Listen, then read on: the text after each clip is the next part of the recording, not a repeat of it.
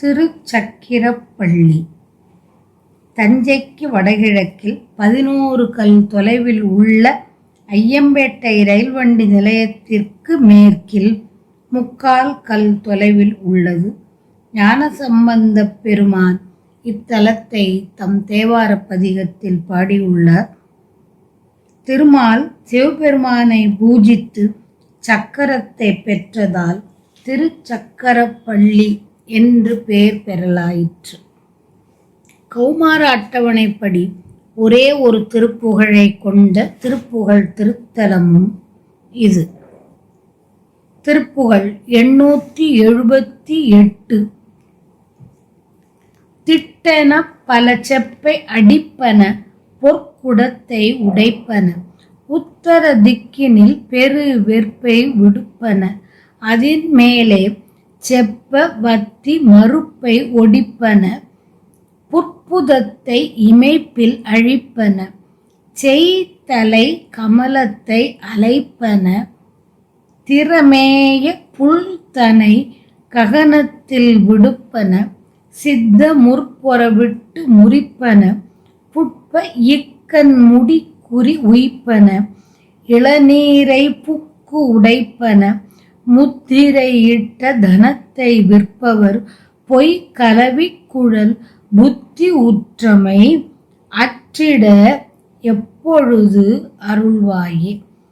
துட்ட நிக்கிரக சக்தி தர பிரபல பிரசித்த சமர்த்த தமிழ் திரைய துட்கர கவிதை புகலிக்கு அரசு எனும் நாம சொற்க நிற்க சொலட்சண தட்சண குத்தரத்தில் அகத்தியனுக்கு அருள் சொல் குருத்துவ மகத்துவ சத்வ ஷண்முகநாத தட்டர சமயத்தை வளர்ப்பவள் அத்தன் முன் புகழ் செப்ப அனுக்கிரக சத்துவத்தை அளித்திடு செய்ப்பதி மயிலேறி ஷட்பதத்திரள் மொய்த்த மணப்பொழில் மிக்க ரத்ன மதில் புடை சுற்றிய சக்கிரப்பள்ளி முக்கணர் பெற்றருள் பெருமாளே. கொடியவரை அடக்குகின்ற சக்தி வேலை கை கொண்டவனே பெரும் புகழ்வாய்ந்த ஆற்றல் உடையவனே முத்தமிழில் இயற்றி முடிப்பதற்கு அரிய பாடல்களை பாடும் திருஞான சம்பந்தராய் சீகாழி தலத்தின் அரசு என்ற பெயர் பெற்று அப்பாடல்களை கற்றவர்க்கு சொர்க்கம் நிலையாய் நிற்குமாறு கூறிய அழகுடையவனே தென் திசையில் உள்ள நிலமான பொதிய மலையில் உள்ள அகத்திய முனிவருக்கு மேன்மையான முறையில் உபதேசம் செய்த குருமூர்த்தியாம் பெருமை கொண்ட சண்முகநாதனே குற்றமற்ற வகையில் சைவ சமயத்தை வளர்ப்பவளான பார்வதி சிவபெருமான் இவர்களின் திருக்கோயில் திருமுன்பு நின் திருப்புகழை பாடும்படியான திருவருள் வலிமையை எனக்கு அருளிய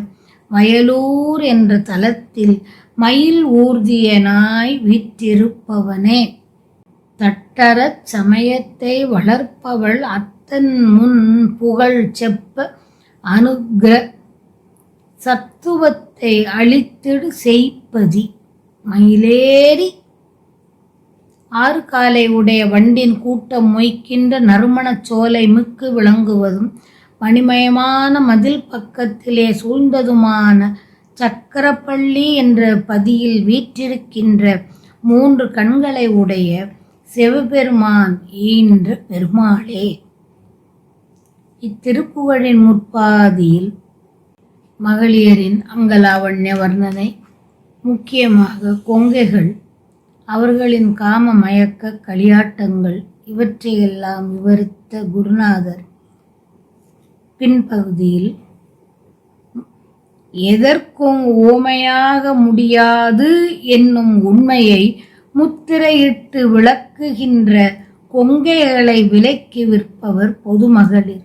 அத்தகையவரின் நிலைத்திராத புணர்ச்சி இன்பம் வேண்டி திரியும் அறிவு எனக்கு பொருந்தி உள்ளதோ அது நீங்கி அழிய நீ எனக்கு எப்போது அருள் செய்வாய் என்று மன்றாடுகிறார்.